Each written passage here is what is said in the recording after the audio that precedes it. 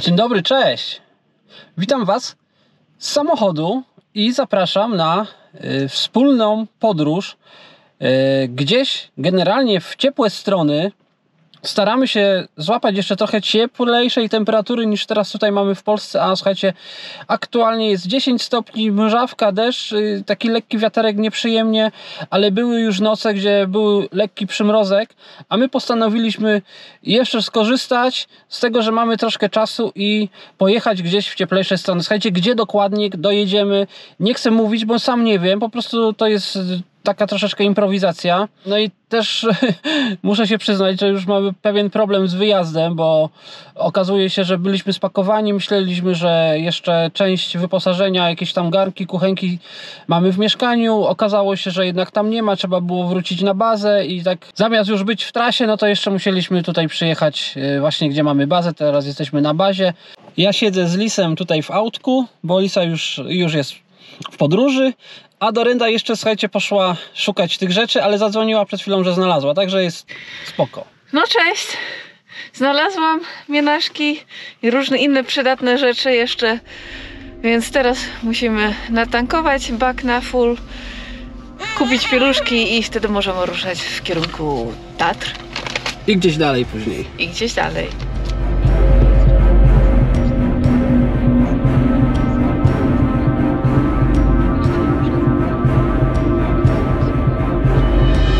Nie jechałem tą drogą, słuchajcie, parę lat i myślałem, że się coś zmieniło, ale jak Zakopianka stoi, tak Zakopianka stoi. I chyba będzie stać zawsze. To jest masakra, bo mamy środek tygodnia, nie jest żaden weekend. To dzisiaj jest wtorek? Środa? Nie wiem, środa chyba. No, dokładnie, środek tygodnia, godzina 13, więc ani ludzie nie jadą do pracy, ani nie wracają z pracy, ale mimo wszystko, no, Zakopianka stoi i my też stoimy. Pierwszy raz jedziemy nowym tunelem na Zakopiance. No i trzeba tu uważać, bo jest odcinkowy pomiar prędkości. Tutaj jest ograniczenie do 100, ale powiem Wam, że bardzo łatwo się rozpędzić i tą 100 przekroczyć, bo ja praktycznie nie naciskam teraz na gaz, jadę 95, a jakbym tak ciut mocniej, no to już byłoby 110, 120, więc jak będziecie tu kiedyś jechać, to miejcie się na baczności.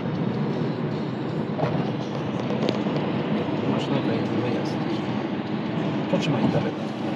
Jesteśmy, słuchajcie, na Słowacji i zatrzymaliśmy się w tym szczególnym miejscu, bo nie wiem, czy są tacy widzowie jeszcze, co śledzą tak dobrze nasz kanał i znają, ale kiedyś tutaj z tego miejsca też łapaliśmy stopa. No teraz jedziemy własnym samochodem, więc mamy troszeczkę łatwiej, ale wtedy nam się udało, słuchajcie, z tego miejsca złapać stopa bodajże do samej Bratysławy, gdzie spędziliśmy później 2 dni.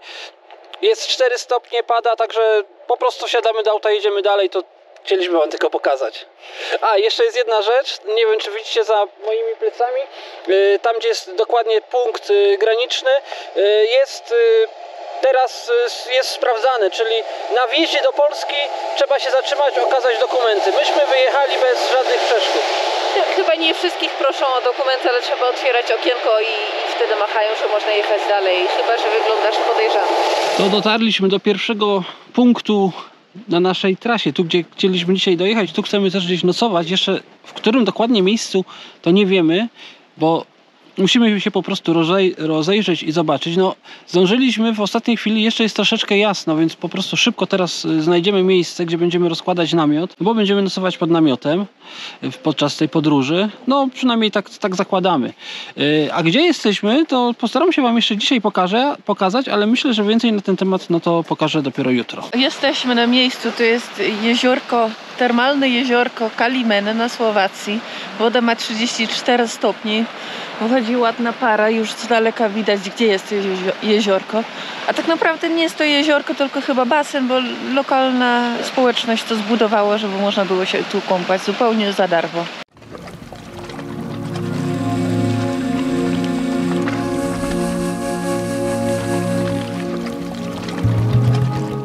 Dzień dobry. Dzień dobry. Ranek, miejscowość Kalameny, biwak udany jak najbardziej. Tutaj słuchajcie, nasz namiot. Jesteśmy w takim miejscu, gdzie zaraz Wam zresztą pokażemy, jest zupełnie za darmo dostępne gorące źródło o temperaturze 32 stopni. Ja myślałem, że 34, ale wczoraj tutaj pan miejscowy mnie poprawił. Ja już się wczoraj wieczór kąpałem i ta woda, powiem Wam, że jest bardzo przyjemna, ale myślę, że właśnie teraz, za chwilę jak wejdziemy tam wszyscy razem, bo właśnie wyszło słońce, to będzie o wiele lepiej. Co do samej nocy, to trochę padało. Ja mierzyłem zegarkiem, było chyba najchłodniej koło 5-6 stopni, ale ponieważ mamy śpiwory puchowe, to było nam ciepło. Nie, Dorenda? Tak. Nie zmarzłaś? Nie. Maciek wziął jakiś bardzo ciepły, stary śpiwór. Tak. Cieplutko było. Puchowy. Lisa też raczej nie zmarzła. Północy była w czapce, północy zdjęła tą czapkę, więc myślę, że wszystko w porządku pod tym względem. Teraz jest trochę marudna, bo chciała się bawić w aucie, ja jej po prostu nie pozwoliłem, żeby tam łaziła. Ogólnie jest to bardzo fajne miejsce, jest tu ładnie, równo, tylko twardo na kamyczkach, ale przynajmniej nie mokro. I tu jak przyjechaliśmy, to był jeden kamper i jedna przyczepa kampingowa, ale w nocy też przyjechało trochę samochodów, pewnie miejscowych, którzy chcieli się jeszcze wykąpać. I między drugą a trzecią czy coś jeszcze parę kamperów przyjechało. Więc teraz jest ich 4, było 5, jeden już pojechał. No więc w nocy nie było cicho bardzo, ale też ludzie cicho się zachowali, więc nie przeszkadzało to jakoś mocno. Troszkę się rozpadało, ale to tylko troszkę. Ale Dorenda i Lisa już się kąpią. Jak jest? Bardzo przyjemnie. Mogło być parę stopni jeszcze cieplej, ale jest bardzo przyjemnie. Na zewnątrz? Tylko na głowę pada. Na zewnątrz jest, nie wiem, koło 10 stopni chyba, nie? Tak? Aż tyle? Już? No jak Bo słońce... miało być chyba według prognozy 4 stopni czy coś takiego, ale chyba jest cieplej. Ale jak słońce świeci, chwilę, to jest tak. bardzo przyjemnie. Mhm. Lisa by się podoba, nie? Tak. Lisa, pomachaj do kamery, papa. Lisa pływa. Tylko właśnie przypomniało mi się, że zapomniałam wziąć piłkę, bo mogłybyśmy się bawić z piłką. No.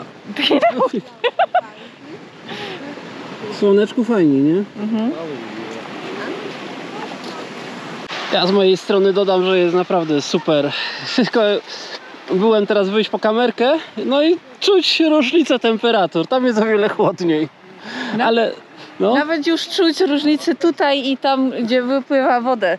Jak się tam podchodzi, to tak bardzo nie czuć, ale jak się odchodzi, to nagle jest tu zimno. Tak. Ale teraz już znów się przyzwyczaiło. No ale na szczęście wyszło słońce teraz i to jest super przyjemne. Tak.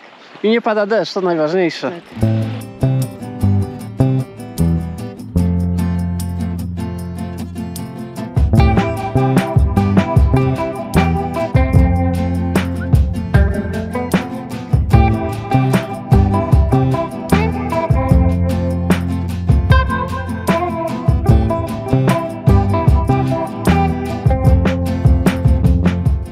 Hej, hej. Cześć.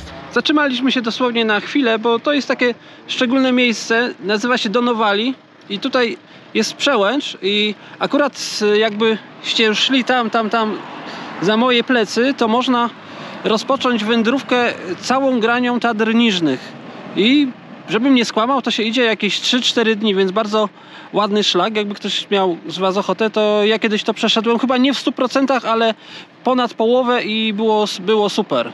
A w tym miejscu można jeździć na nartach widocznie, Tak, bo wszędzie są jakaś mapa. No to my jesteśmy gdzieś tutaj na tej drodze na przełęczy, a tutaj widać całą grań tych Tatr wysokich, niskich, jeszcze jakieś inne wierchy. I my jedziemy, plan na dzisiaj jest, żeby jechać w tą stronę, w Pańskiej Bystrycy i w stronę Węgier. Dzień dobry. Witam Was z kolejnego dnia. Dzisiaj jest piątek. Nawet jeszcze nie wiem, jaką mam fryzurę, bo się jeszcze nie oglądałem. Wczoraj dojechaliśmy nad Dunaj, który znajduje się mniej więcej za tym budynkiem, tam za moimi plecami. W odległości może 300 metrów stąd. Mieliśmy tam początkowo spać, bo nawet tam już wjechaliśmy, nawet już znaleźliśmy takie dość dogodne miejsce, ale później wyszedł pan z tego budynku, on się nim tutaj opiekuje i po prostu powiedział, żebyśmy sobie wjechali na teren, że tu będzie spokojnie i nikt się nie będzie kręcił, jakby coś. No więc skorzystaliśmy z zaproszenia i tutaj właśnie jesteśmy. W namiocie jeszcze jest Lisa z Dorendą. Dorenda tam przygotowuje dziecko, a ja w tym czasie, słuchajcie, robię śniadanko, bo jak się zje śniadanko, to wtedy można już całą resztę robić, czyli spakować namiot, złożyć maty, śpiwory i tak dalej. A dzisiaj na śniadanko, zobaczcie sami, będzie, właśnie muszę to nawet troszkę skręcić, będzie musli, a że mamy jeszcze mleczko, to zalałem je teraz jeszcze mleczkiem, także będzie dobre jedzonko. Potem się przejdziemy nad Dunaj, no to wam pokażemy. O, właśnie wyszedł lis. Maluszku, jak się spało? Pomachaj. Jak ci się spało? Co? A ty, Dorendo, jak spędziłaś noc? Dobrze, tylko nie miałam za dużo miejsca, bo Maciek mi zajął cały czas matę i nie miałam gdzie kłaść nogi. O tym będziemy musieli jeszcze porozmawiać.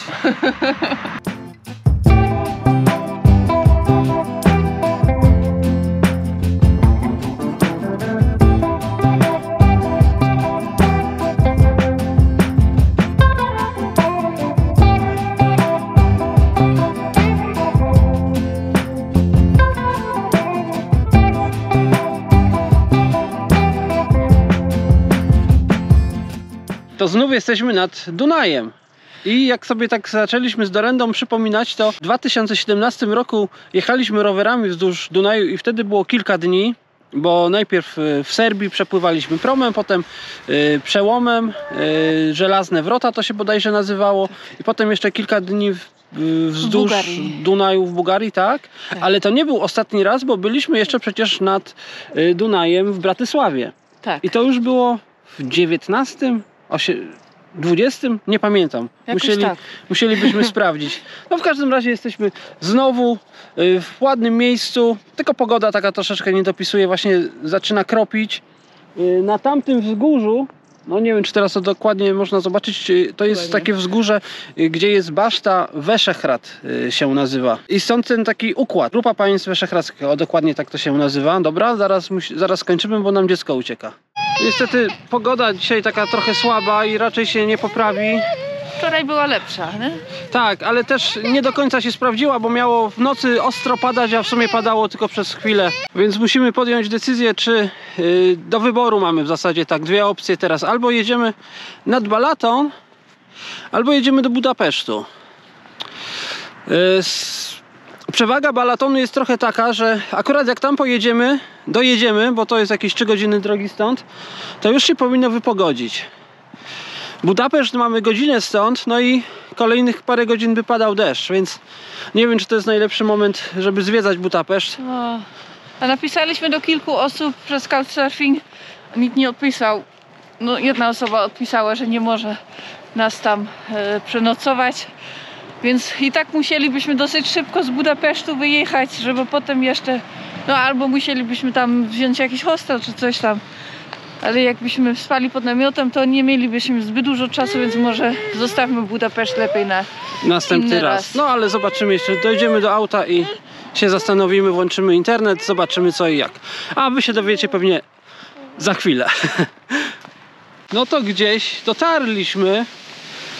Gdzieś, gdzie jest nadal zimno, ale na szczęście nie pada, chociaż pogoda jest no nie za ładna, pochmurno. Ale za to jest tak jesiennie i bardzo ładnie. A teraz zobaczcie, co ja przed sobą widzę. No to dojechaliśmy na Balaton. Miejsce, gdzie chwilę się zatrzymujemy, niedługo, bo jest zimno i wiecznie i w ogóle no, nie pogoda, żeby się kąpać. To jest największe jezioro w środkowej Europie. Ma prawie 80 km długości, to znaczy stamtąd dotąd, bo my tu jesteśmy mniej więcej na środku jeziora. Gdzieś tam po środku długości, nie do końca w środku, jest półwysep. Podzieli jezioro prawie na dwie części, bo tutaj na drugi brzeg jest tylko 1,5 kilometra. Choć tak ogólnie jest 15 km szerokości. No a co ciekawe, w tym jeziorze to jest, że średnio jest tylko 3 metry głębokości, czyli dosyć płytko, przez co latem jest ciepła woda, ale Teraz patrzyłam na mapkę i jest tylko, no jest 20 stopni, to nie tak zimno, ale w tej pogodzie nie tak, żeby się kąpać. Woda odpływa, ogólnie nie odpływa, jest jezioro bezodpływowo, tylko że już w III wieku Rzymianie wykopali kanał, więc woda jednak odpływa i wpada do Dunaju. A zapomniałam powiedzieć, jak się nazywa to miejsce. To jest półwysep Tihanet, przynajmniej tak miejscowość się nazywa. Jest bardzo turystycznie, tutaj widać, że w sezonie musi być mnóstwo ludzi. I jest trudno w ogóle znaleźć miejsce, gdzie po prostu można podchodzić do brzegu i pochodzić, bo wszędzie jest albo zabudowane, albo są jakieś hotele, albo no, parkingi, wszędzie wszystkie są płatne. No, wszystko jest zagospodarowane. No wadą tej pory na podróże jest to, że robi się szybko, ciemno i no przez to jest krótki dzień.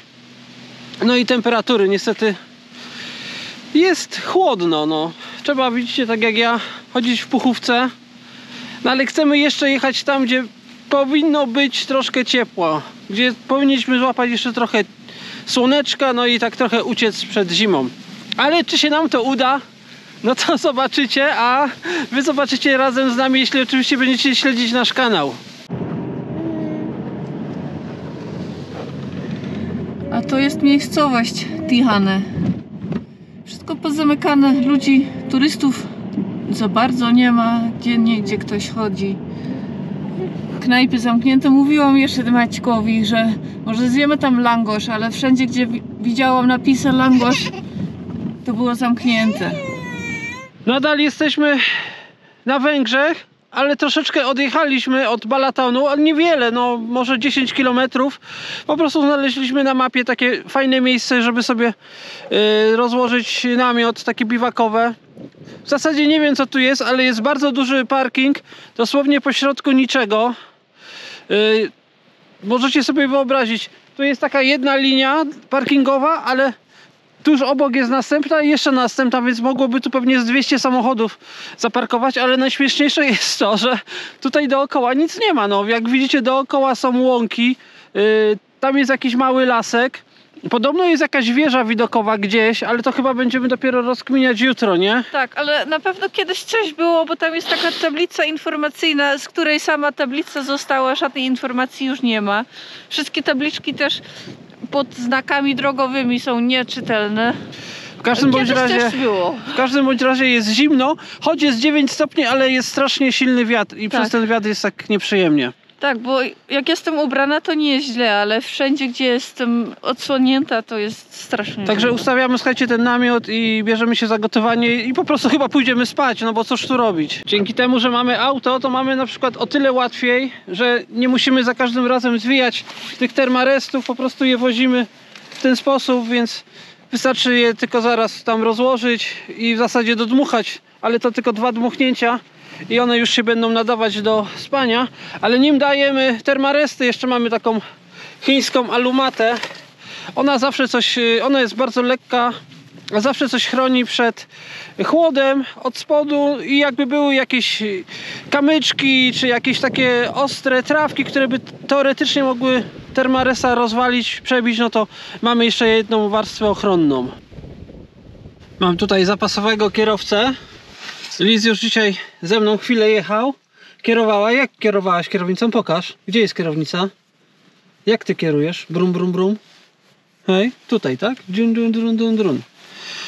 No, powiem wam, że jak już się jest na takim miejscówce i jest tak jak teraz, że po prostu jest zimno i robi się ciemno, no to trzeba ten namiot jak najszybciej rozbić, bo wtedy już można zacząć robić jakieś kolejne rzeczy, czyli przygotowywanie żarcia, no bo później żarcie, później spanie, no i tyle.